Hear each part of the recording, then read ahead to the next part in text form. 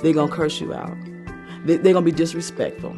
All these things come in a package. Not with all the kids, but most of the ones I've got into my home.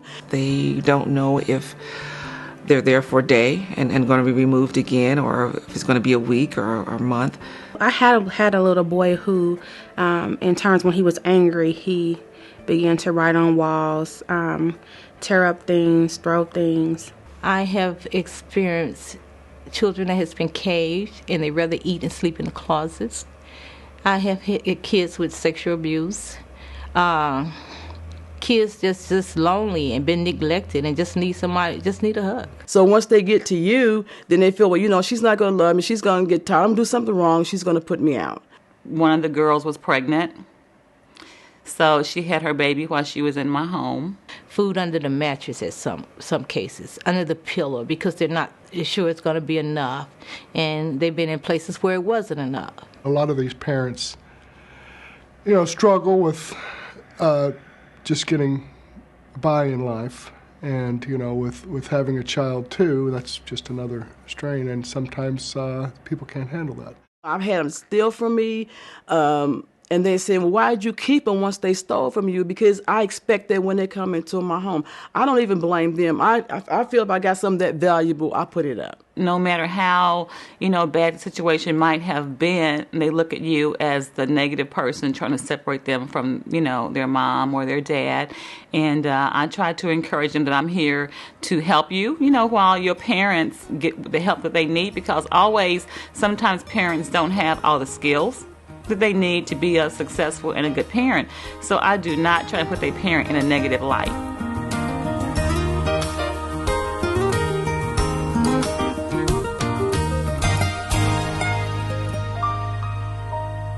My first year was kind of hard. It was. I cried more than anything. They got over on me. Yes, they did. They did. But now, I've learned how to put myself in a place with them, whereas, how would I feel if someone did that to me? If my parents left me, how would I feel? How would I want somebody to talk to me? Being a parent, you just want to get those good habits in them right away. But it takes time. You have to give them time to get used to the new environment, get used to you, and just take your time and try and, give them that encouragement gradually and not overwhelm them. Before I had a foster son who I just had to, instead of yelling, because that's what he was accustomed to, talk really slow, look them in their eyes, and I always ask him to repeat what I said so that I know he understood or that he heard what I've said. And it took maybe 2 or 3 times to do that, and then he kind of got it.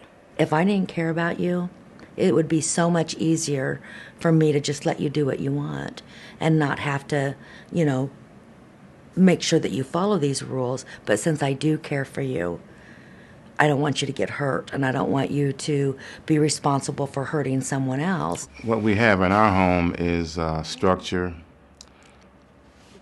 routine, discipline, love. Over time, when you don't kick them out or you keep working with them, they realize that you're not going to, kick them to the curb, even though sometimes their behavior isn't the best. And they sort of start to relax and trust you, and the relationship starts to build. And they're always like, well, hey, Teresa, when are we going to go skate? And, when are we going to do this? And it's like, okay, when the weekend comes, do what you're supposed to do at school and at home and get your chores done.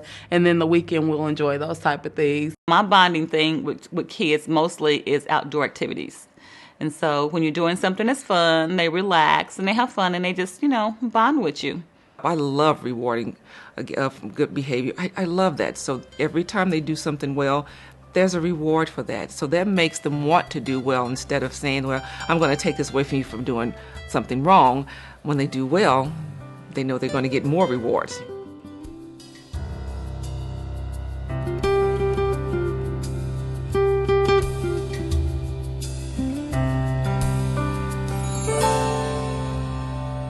You can't help but attach to these children.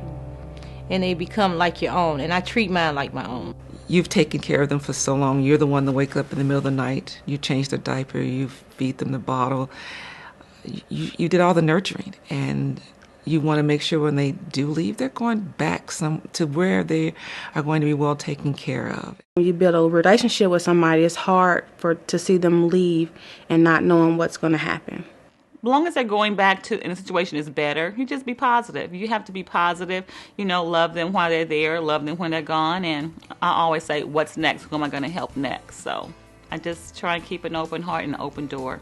I've had several children to leave my home and come back to see me over and over again. That makes me proud. That's my reward.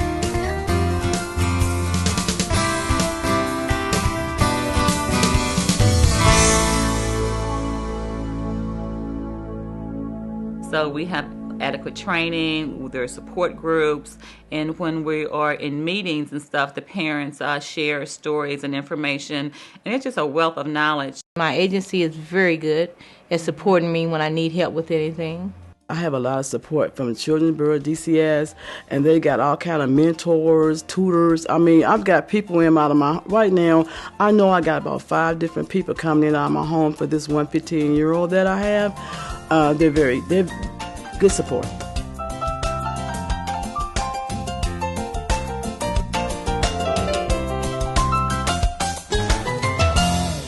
It's so important to pour words into them that's going to lift them up and encourage them and be positive. We try to stress that when you go to say something to someone, make sure it's something that you would want to hear them say to you. Be slow to speak, slow to anger, and swift to listen. Right. So you really do have to think about what you say. If it's not going to be helpful, no, don't say it. And they will repeat something that you said that was wrong much quicker than they'll repeat something that you said that was right. You think, and you have to word it very carefully, because they're going to imitate you, they're going to listen, and it can hurt them in the long run or help them. That's what think means to me, and that's something that's very serious. You need to think before you speak when you're dealing with these children.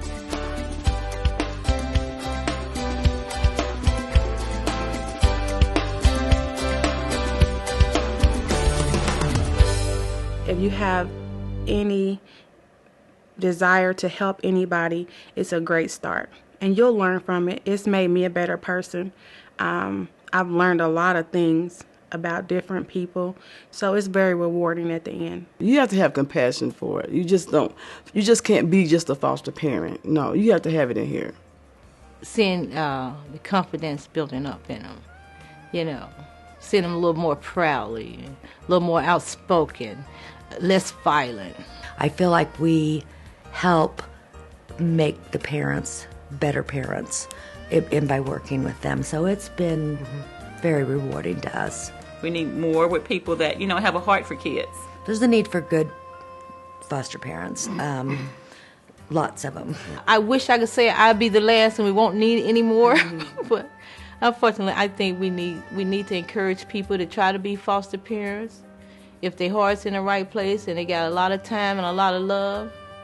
I didn't realize there were so many children out there that need home, and there's just not enough foster homes. I think if everybody who was capable and qualified could open their home for just one child, just one. They may not need a sibling group of 4, but just one child, that would eliminate probably more than half of the need. And once that child moves on, get another one. Just always have your home open for at least one if you can do that.